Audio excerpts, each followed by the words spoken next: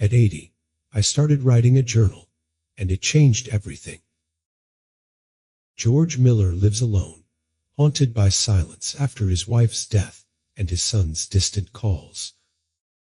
One day, he finds a blank journal, a gift from his late wife. As he writes, memories surface, and George realizes there's one more letter he must send. At 80 years old, life had become a monotonous cycle of empty hours and silent rooms. Each morning, George Miller shuffled through his small apartment in Denver, making coffee that tasted like stale water and sitting alone at the kitchen table, staring at nothing. It had been 3 years since Lillian passed, but the house still felt like it belonged to her. On this special day, George opened his wardrobe, a place he hadn't touched in years. Boxes stacked haphazardly, old jackets draped over hangers, and the faint scent of mothballs lingered in the air. As he pushed aside a faded sweater, his hand brushed against something solid and cold. He pulled it out. A leather-bound journal. The edges were worn, the cover cracked, and the pages yellowed with time. It was the journal Lillian had given him on their 40th wedding anniversary. "For your stories," she had said, pressing it into his hands with that warm, gentle smile. "Write them down so I can read them when you're away." Back then, he was always away, driving his truck from state to state, collecting tales from the road that he'd share with her over late-night cups of coffee. But he never wrote a single word in the journal. There was always time, he thought. Always another day to put pen to paper. Now, Lillian was gone, and the journal was still empty. George carried it to the kitchen, his fingers tracing the cover, as if touching it might bring her back. He placed it on the table, sat down, and stared at the blank page. The silence pressed down like a heavy fog. The clock ticked. The coffee grew cold. George's eyes drifted to the photograph of Lillian on the counter, her soft curls framing her face, her eyes crinkling at the corners from laughter. She always laughed at his stories, even the ones he told 100 times. "George, you should write these down," she'd say, poking him playfully. "You could fill a whole book with those truck stop tales." But he never did. And now the stories felt like ghosts, fragments of a life he could barely remember, pieces of a man he no longer was. George picked up the pen. His hand shook as he placed the tip against the paper. What was he supposed to write? Where do you even start when the person you were supposed to share your stories with is gone? The pen hovered over the page, ink pooling at the tip. George swallowed, his throat tight. Time passed. The room darkened as the afternoon slipped into evening. Outside, the wind howled through the alley, rattling the windows. The journal sat open on the table, still blank. George leaned back in his chair, the heaviness in his chest pressing down harder. The loneliness was a thick, suffocating fog, the kind that crept in during the quiet hours and refused to leave. He thought of Daniel, his only son, now living in Texas. They spoke every Sunday, but the calls were short, stilted, filled with polite small talk that felt more like obligation than connection. Daniel always seemed to be in a hurry to hang up, his voice distant and distracted. George had tried to tell him about the journal once, but the words got stuck in his throat. What would he say? That he was writing to a woman who wasn't there. That he was spilling his guts onto pages that no one would ever read. What would Daniel think? Would he even care? The coffee cup sat half empty in front of him, the liquid gone cold and bitter. George reached for the pen again, forcing himself to write. The ink bled into the paper, the letters shaky and uneven. "Today, I found the journal you gave me. You said I should write my stories down, But what stories are left to tell? The house is quiet. The coffee tastes like ash. You're not here to listen, but I'm writing anyway. The words sat there, staring back at him like accusations. They felt weak, pathetic, like a man clinging to something that was already gone. George closed the journal, shoved it into the drawer, and stood up. The room felt smaller, the air heavier, the silence thicker. He rubbed his eyes, the sting of tears blurring his vision. That night, sleep wouldn't come. George lay in bed, staring at the ceiling, the journal heavy in the drawer across the room. He could still hear Lillian's voice, that soft, sing-song hum as she folded laundry, the way she'd laugh when he told her about the people he met on the road.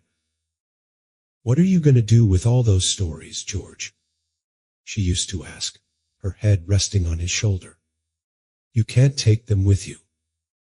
But he never answered. And now, all those stories were slipping away, one by one, like water through his fingers.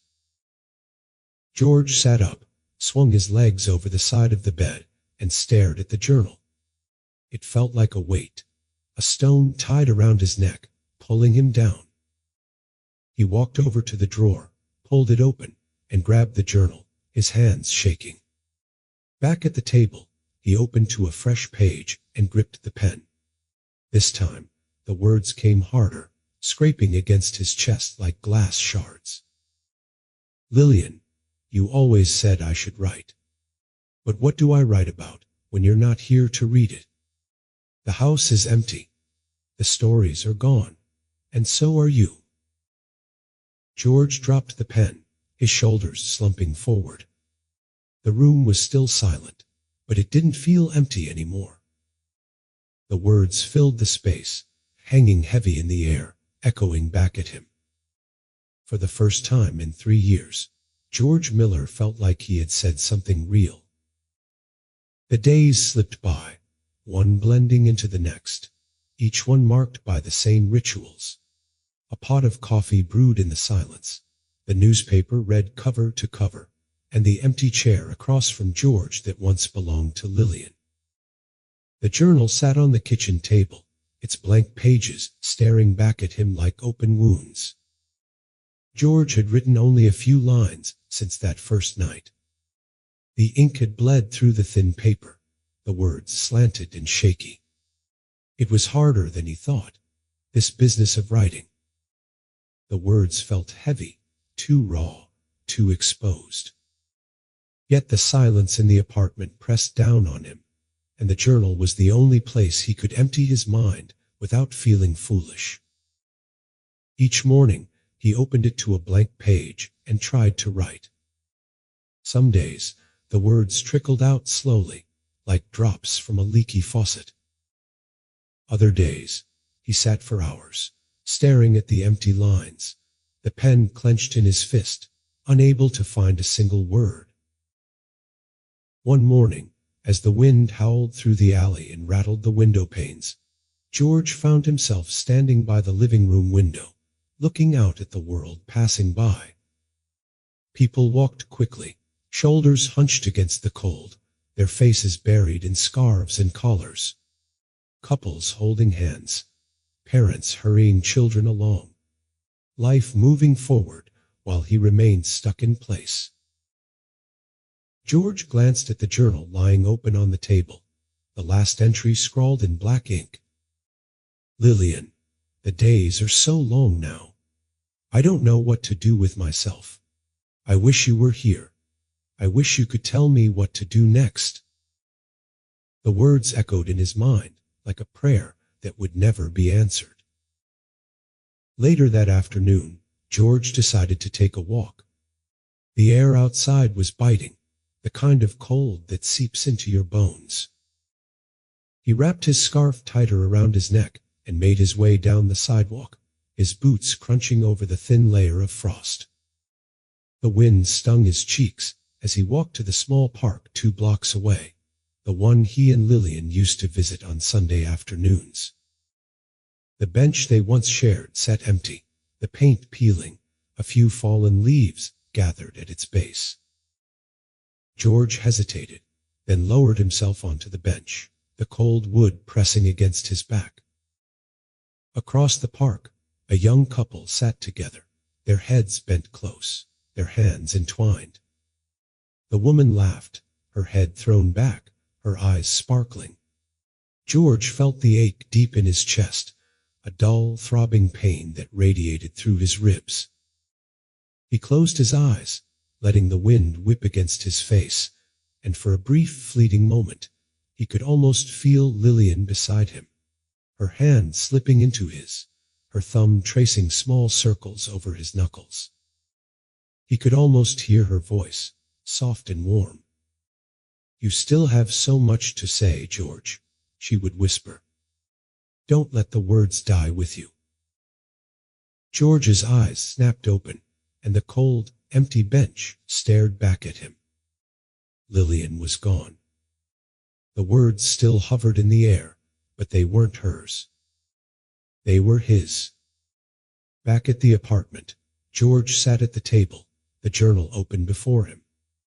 The pen felt heavy in his hand, the silence pressing down like a weight. He took a deep breath, closed his eyes, and let the words come. "Lillian, I went to the park today, the one where we used to sit on Sundays.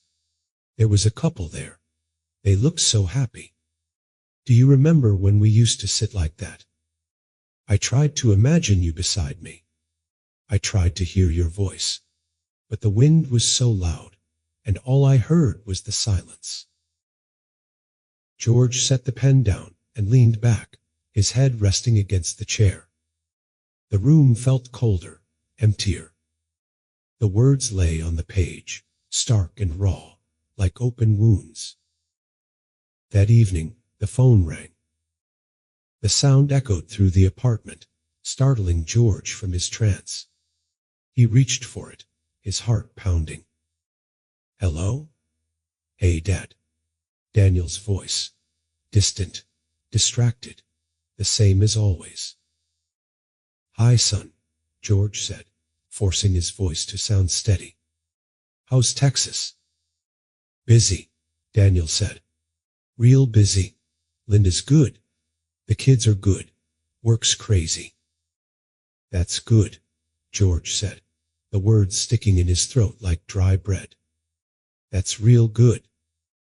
Silence stretched between them, long and heavy. George wanted to say something, anything, but the words wouldn't come. He glanced at the journal, the ink still wet on the page, and felt the ache in his chest deepen. "Well, gotta go," Daniel said, his voice clipped. "Take care, Dad." "Yeah," George said, swallowing hard. "You too, son." The line went dead. The silence rushed back in. George sat at the table long after the call ended, the phone still in his hand. The room felt colder than ever, the walls closing in like a vice. He looked down at the journal, the inked words staring back at him. All I heard was the silence. The pen trembled in his hand as he wrote, "Lillian, I spoke to Daniel today. I wanted to tell him about the journal, about the way I feel like I'm disappearing, one day at a time. But I couldn't. The words got stuck. He said he was busy. Maybe he is. Or maybe he just doesn't know what to say to me anymore. Maybe I don't know what to say to him either." George closed the journal and shoved it away, his hands shaking. The room pressed down around him, the silence ringing in his ears. And for the first time, he wondered if the journal was a lifeline or a noose. The next few days passed in a blur of cold, gray mornings and long, empty afternoons. George stayed inside, the journal lying unopened on the kitchen table. The words he'd written still echoed in his mind, each line heavier than the last. All I heard was the silence. Outside, the wind howled through the alley, rattling the windows. George wrapped himself in a thick fraying cardigan and stood by the window, staring down at the street below. People passed by in coats and scarves, heads down, moving quickly through the cold. Couples holding hands. Families huddled together. Life kept moving. He stayed still.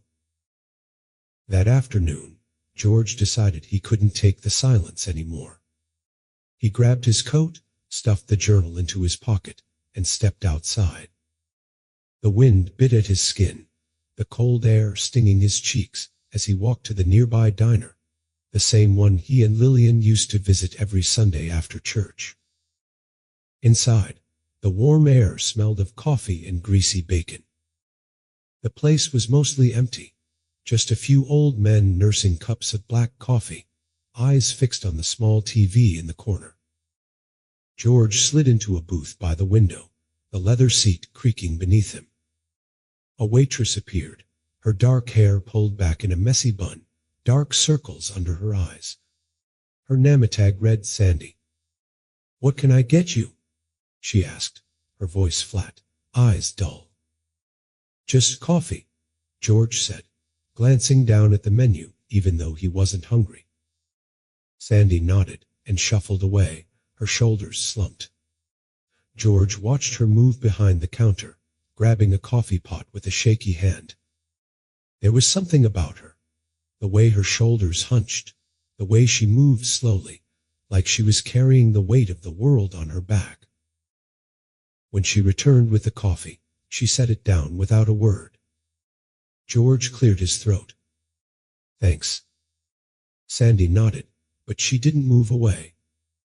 She stood there, eyes fixed on the empty booth across from George, her fingers tapping against the coffee pot. "You okay?" George asked, the words slipping out before he could stop them. Sandy's eyes flicked to him, her jaw tight.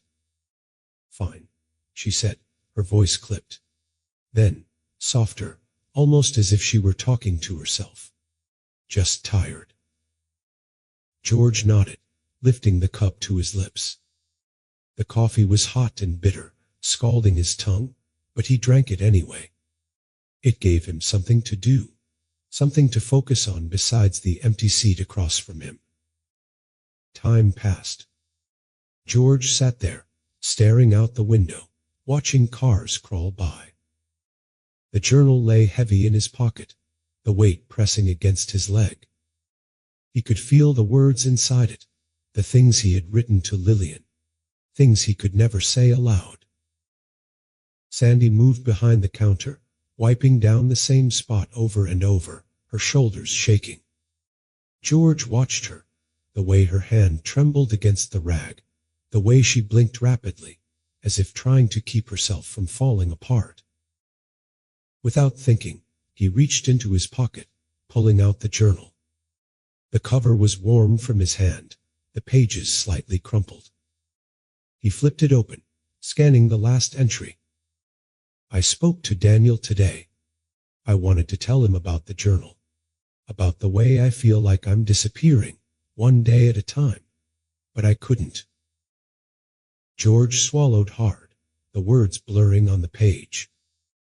He closed the journal and set it down on the table, his hands shaking. Why was this so damn hard? Why did everything feel so heavy, so hard to say? Sandy appeared again, the coffee pot clutched tightly in her hand. She looked down at the journal, her brows knitting together. "You a writer or something?" George shook his head. "No, just trying to figure some things out." Sandy nodded, her eyes drifting to the empty seat across from George.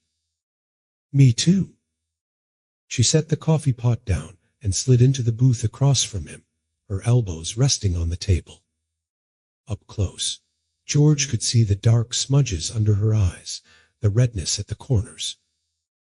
"You ever feel like you're screaming inside but nobody can hear you?" Sandy asked, her voice cracking. George's chest tightened. "Every day." Sandy swallowed, her gaze falling to the coffee pot.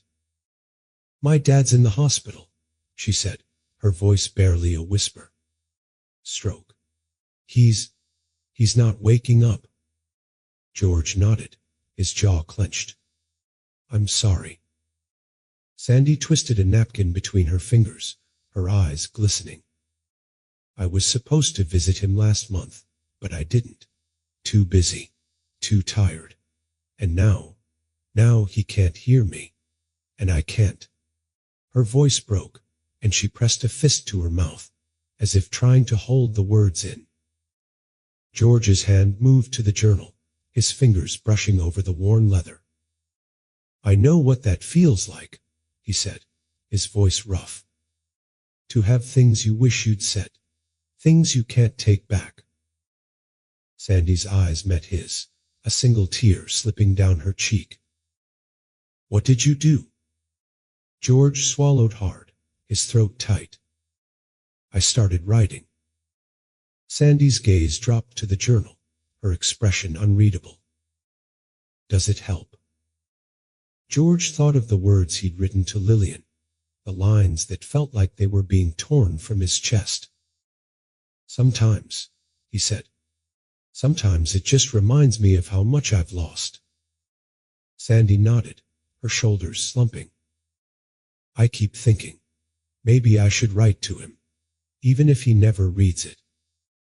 George nodded, the ache in his chest spreading. You should. Sandy stood, wiping at her eyes with the back of her hand. Thanks, she said, her voice small, for listening. George watched her walk away, the weight in his chest heavier than before. He picked up the journal, running his thumb over the cover. Maybe writing was just a way to talk to someone who wasn't there. Or maybe it was a way to finally say the things you never could, even if no one was listening. George flipped open to a fresh page, his hand steady, and started to write. Lillian, I met a girl today. She's scared, lost. She keeps her words locked inside, just like me. I told her to write to the one she can't speak to. But how do you write to someone who won't listen? How do you write to someone who's still alive? The ink bled into the paper, each word darker than the last. And for the first time, George felt the heavy ache in his chest loosen, just a little.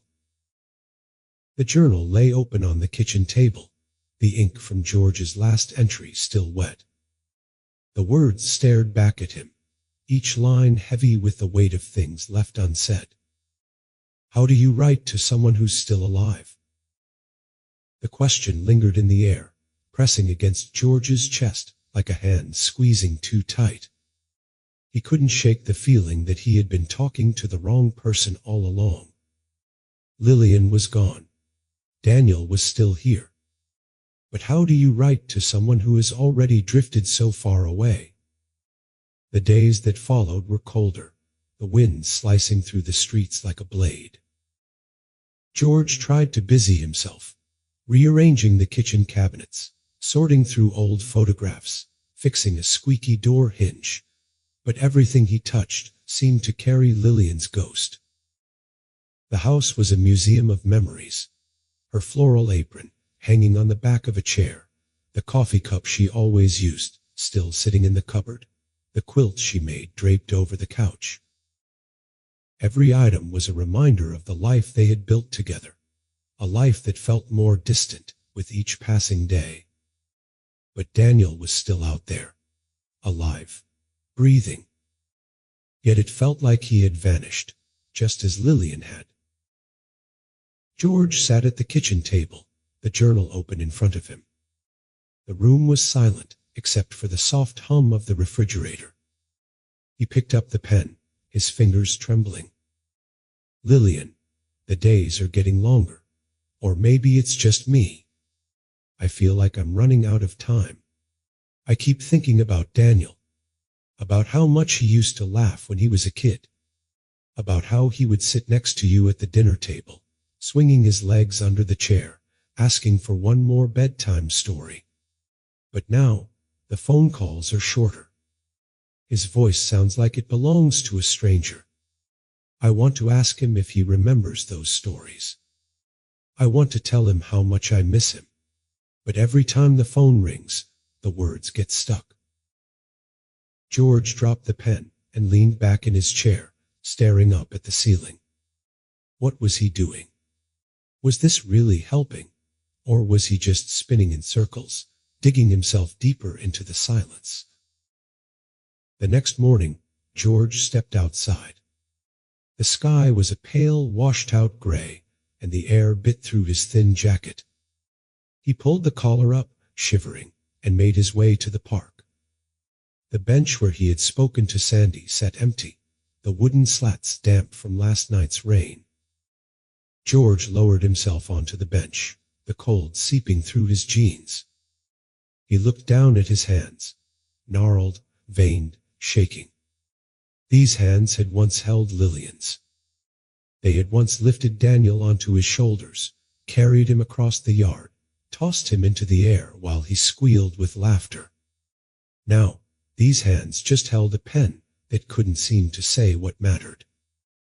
Across the park, a young man jogged by, earbuds in, eyes fixed straight ahead.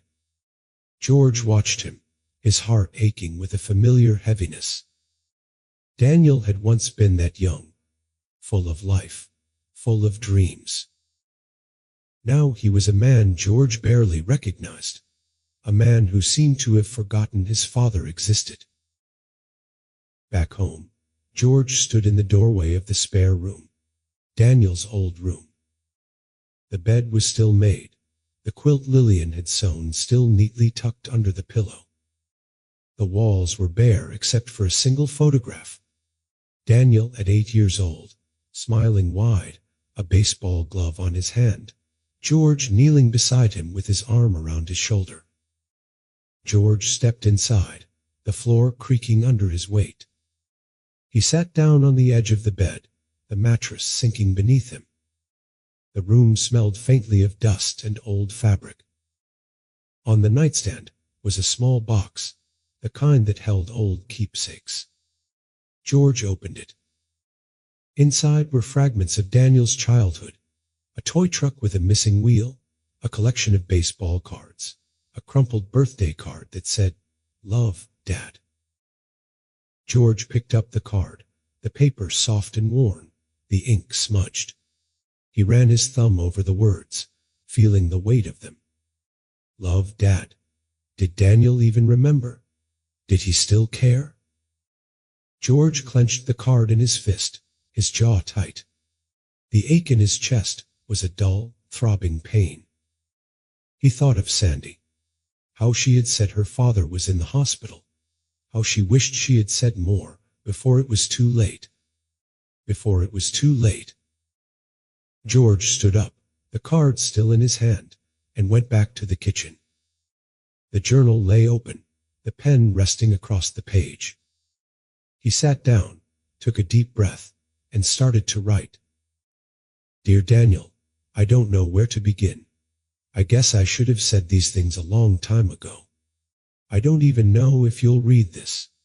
Maybe you'll just toss it in the trash, and that's okay. But I need to say it anyway. I miss you.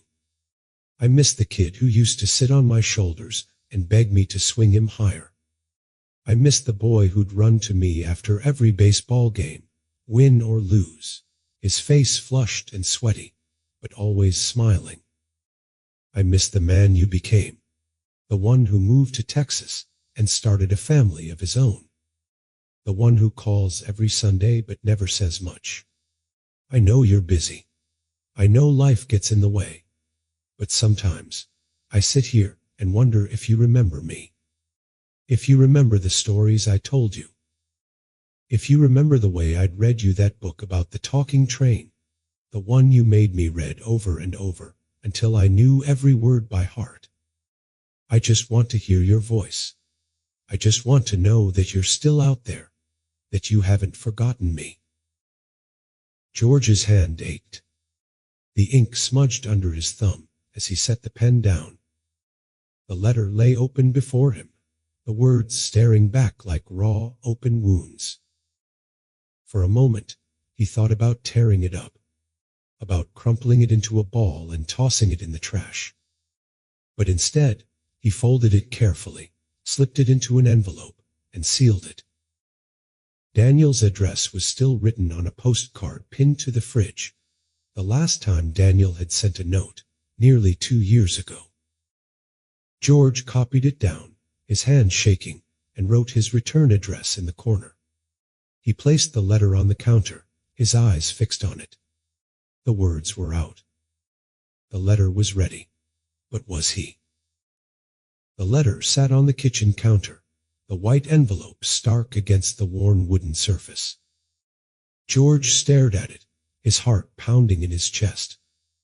The words he had written felt heavier now, as if they carried the weight of years of silence, years of things left unsaid.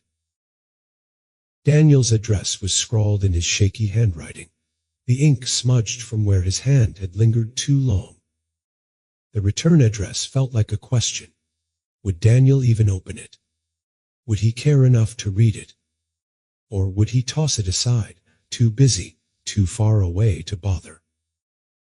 George picked up the envelope, his thumb running over the edge. The air in the apartment was cold, seeping through the thin walls, chilling his bones. Outside, the wind howled through the alley, sending a loose can clattering down the pavement. George took a deep breath, grabbed his coat, and slipped the letter into the pocket. It felt like a weight, pressing against his chest, making it hard to breathe. The walk to the mailbox felt longer than usual. Each step echoed in his ears, the sound of his own feet hitting the concrete, a reminder that he was alone. The mailbox stood at the corner of Maple and 3rd, the same one he and Lillian used to walk to every Sunday after church. They'd hold hands, Lillian humming some old country tune under her breath, her hair catching the light just so. She'd always make him drop the mail in, laughing when he grumbled about how he had to bend down just to reach the slot. Now, the mailbox loomed before him, a hulking metal beast that seemed to mock him. George stood there, the letter clenched in his hand, his breath fogging in the cold air. He lifted the lid, the hinge creaking like an old door. The dark, empty slot stared back at him. All he had to do was drop it in. Just let go. But his hand wouldn't move. What if Daniel didn't respond? What if he read the letter and felt nothing? Or worse, what if he didn't read it at all? George swallowed, his throat tight. The wind gusted, sending a swirl of dead leaves skittering down the sidewalk. He looked down at the letter, the envelope that held every unsaid word, every unspoken apology, every desperate plea for connection. With a shaky breath, George closed his eyes and dropped it in. The letter hit the bottom with a soft thud, the sound echoing in the hollow metal box. It was done. There was no taking it back now. The walk back felt even longer.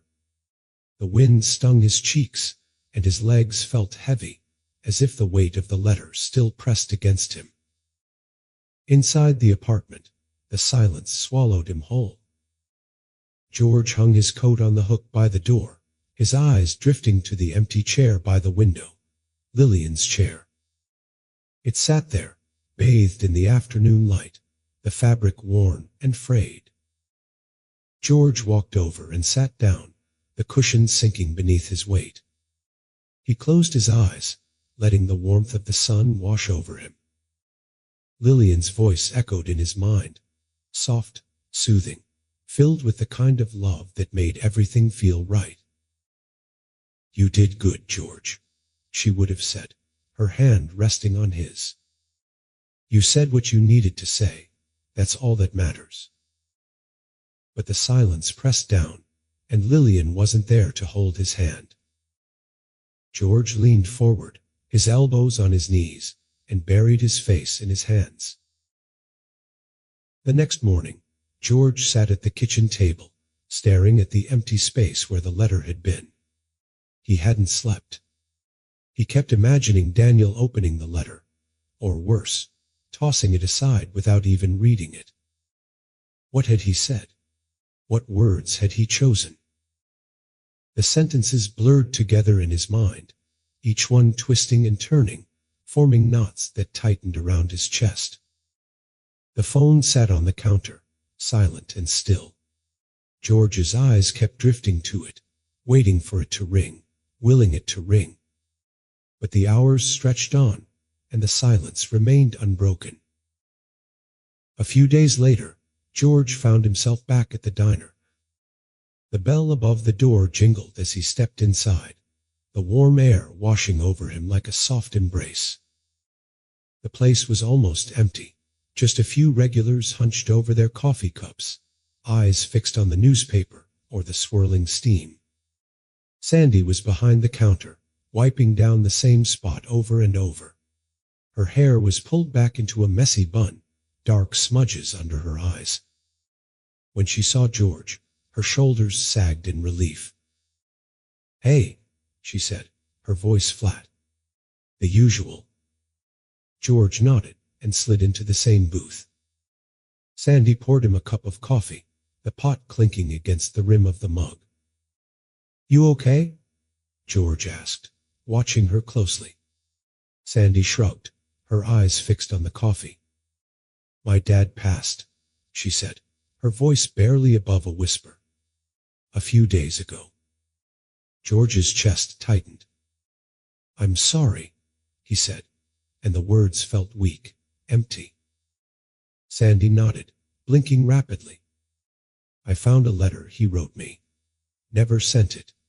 I guess he was too scared." George swallowed, his throat dry. "What did it say?" Sandy shook her head, her jaw clenched. "I couldn't read it. Not yet." The words hit George like a punch. How many letters had he never sent? How many words had he held back, waiting for the right time? A time that might never come. Sandy wiped her eyes with the back of her hand, forcing a shaky smile. "But you know what's weird? Just knowing he wrote it, that he was thinking about me. It helps. Even if I can't read it yet." George nodded, his heart pounding. The letter he sent to Daniel suddenly felt heavier, the weight of it pressing against his chest like a stone. What if Daniel couldn't read it? What if he read it and didn't care? Or what if he never got the chance to read it at all? George picked up his coffee, the mug warm against his hands, and stared down at the swirling liquid. The room felt too hot, too small, the air thick and heavy. Sandy patted his shoulder as she walked away, her hand lingering for just a moment longer than necessary. "Sometimes just sending it is enough," she said, her voice soft. "Even if they never read it." George swallowed, his throat tight. He nodded, but the words caught in his chest. Was it enough? Was sending the letter enough? Or was it too little, too late? The days after sending the letter stretched out like an endless highway, gray and unbroken. Each morning, George woke up to the same silence, the same empty chair, the same phone that refused to ring. He tried to keep busy, washing the dishes that never seemed to get dirty, dusting shelves that hadn't been touched in months, and pacing the length of the living room until his legs ached. But every few minutes, his eyes drifted to the phone sitting on the counter, as silent and unmoving as a tombstone. Had Daniel read the letter? Had he tossed it in the trash? Was he angry? Did he even care? The questions churned through George's mind, each one heavier than the last. The weight pressed against his chest made it hard to breathe. He tried to write, to put the feelings down on paper like he'd done before, but the words wouldn't come. The journal lay open on the table, blank and waiting, as empty as the room around him. On the fourth day after sending the letter, George decided he couldn't take the waiting any longer. He grabbed his coat, shoved the journal into the pocket, and headed for the park. The wind was cold and biting, stinging his cheeks and numbing his fingers. The bench where he had met Sandy was empty. Dead leaves scattered across the ground, collecting in piles against the bench legs. George sat down, the wood cold beneath him, and pulled the journal from his pocket. His hand shook as he opened it to a blank page. The ink pen felt heavy in his hand, the silence pressing down like a weight. He took a deep breath and began to write. Lillian, I sent the letter. Now, all I do is wait. The house is so quiet. I can hear the clock ticking in the hallway. It sounds like a heartbeat. I keep expecting the phone to ring. I keep expecting Daniel to call and say, Dad, I got your letter. I understand. But it doesn't ring, and the silence grows heavier. George's eyes blurred, the words swimming on the page. He pressed the heel of his hand against his eyes, trying to hold back the tears. Why did everything feel so empty? Why did he feel like he was fading, slipping away one forgotten day at a time? That afternoon, George found himself back at the diner. The bell over the door jingled as he walked in, the sound sharp and hollow in the empty room. Sandy was behind the counter, her back to him, her shoulders slumped as she wiped down the counter with slow, mechanical movements. George slid into his usual booth, the leather seat creaking beneath him. Sandy turned around, her eyes red-rimmed and swollen. Hey, she said, forcing a smile that didn't reach her eyes. The usual? George nodded. Yeah, coffee, black. Sandy poured the coffee, the liquid swirling dark and steaming in the chipped mug. She set it down in front of George, then leaned against the counter, her arms crossed over her chest. Did you hear anything? She asked, her voice soft. George shook his head, his gaze fixed on the coffee cup. Nothing. Sandy bit her lip, her eyes drifting to the window. I still haven't read my dad's letter, she said. It's just sitting there, on the dresser. I look at it every morning, but I can't bring myself to open it. George swallowed, the words catching in his throat. Why not? Sandy's jaw clenched. Because once I read it, it's over. Once I read it, there's nothing left. George nodded, his chest tightening. He knew that feeling. The fear of opening something that might break you. The fear of facing the words you've been avoiding. I keep thinking, Sandy continued, her voice barely a whisper. What if he says he was disappointed in me? What if he says he never forgave me for not being there? George looked up, his eyes meeting hers. And what if he says he loved you? Sandy's breath hitched. I don't know if I can handle that either. That night, George sat alone in the living room, the journal open on his lap. The room was dark except for the dim glow of the street lamp outside, its light casting long, thin shadows across the walls. He picked up the pen, the ink feeling cold and heavy as it pressed against the paper. Lillian, I keep waiting for the phone to ring. I keep waiting for Daniel to call and say he got the letter. I keep waiting for the words that might never come. What if he doesn't call? What if he read it and decided it was too late? What if I already lost him and I just didn't know it? George set the pen down, his shoulders slumping forward. The silence felt suffocating, pressing down like a weight he couldn't lift. 2 days later, George found himself back in the park. The bench was wet from the rain, the air heavy and damp. George didn't sit down. He just stood there, his hands shoved deep into his coat pockets, staring at the empty space where he and Sandy had talked. He thought about her father's letter, the one she couldn't read. He thought about his own letter, the one Daniel still hadn't acknowledged. 2 letters filled with words they might never hear, words that hung in the air like unanswered prayers. A gust of wind swept through the park, sending leaves skittering across the pavement. George shivered, pulling his coat tighter around him.